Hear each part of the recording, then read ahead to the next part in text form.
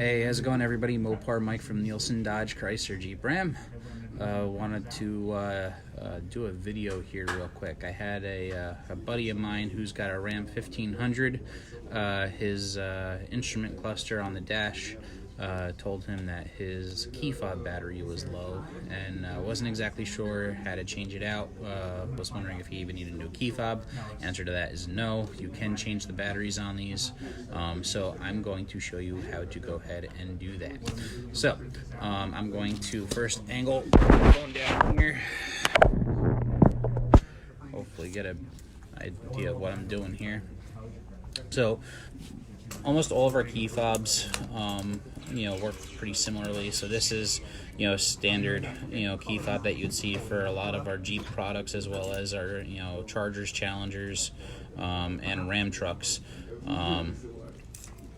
Here is another standard key that you would see. This is actually for my Ram truck, but you would see this type of key fob on some of the older generation Chargers and Challengers, so that even up to the current, like 2018 or even classic 2019 Ram trucks, and on some of the Jeep products as well.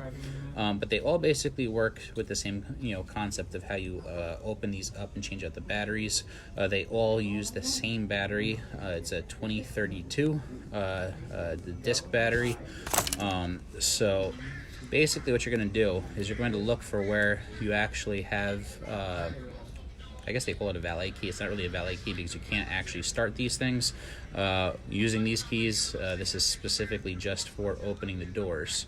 So if you're going to see real closely here, there's this little lever here. You're going to go ahead and pull back on that, and then the key will pop out. Once you do that, you're going to see that you have where the key actually slid in over here on this side. Let's see if we get a better look there. So the key actually slid in on top, and then it goes in.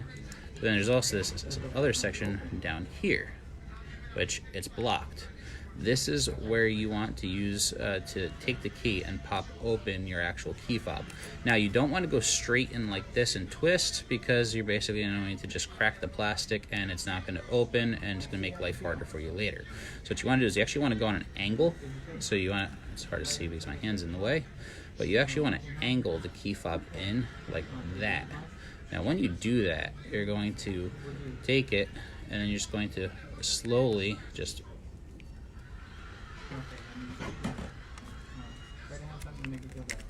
see here. See, so you're just going to slowly pry it, and then see what I show you here. It's basically going to separate it here, and I'm going to just pull it apart. So this is what you're left with. Obviously you don't want to touch this, because this has all the important stuff in there that if it breaks, then you're going to need a new key fob. What you want to touch is this side.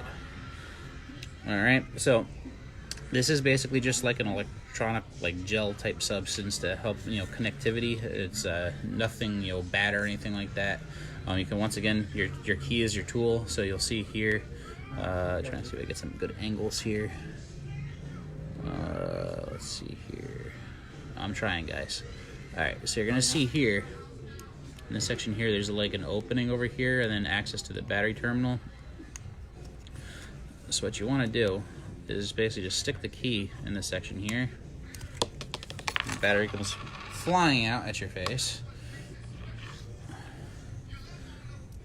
So like I said, this is, I think it's going to be mirrored right now because I'm using the screen so I can see what you see, but it's a standard, I think it's a CR 2032.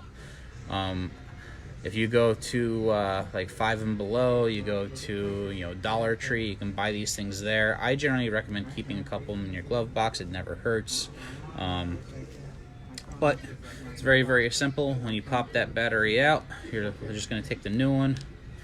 The plus side, the flat side, goes down, and the rounded side goes up.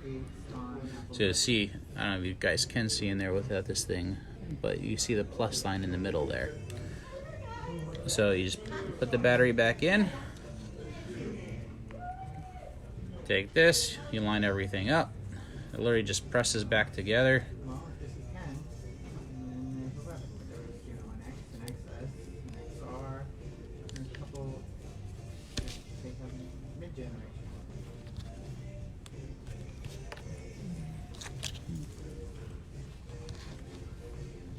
Okay, once you get everything pressed back together, this simply just slides right back in and you're good to go. So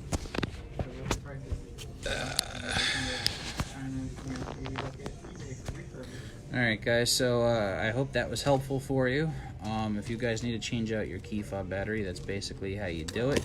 If you guys have any other questions about how to take care of things like this on your car, any questions about features and all that kind of stuff, hit me up. Be more than happy to do a video like this. I will be posting this to YouTube later, so if anybody else has a similar question, they can just simply look it up. Until then, it's Mopar No Car. Have a good day.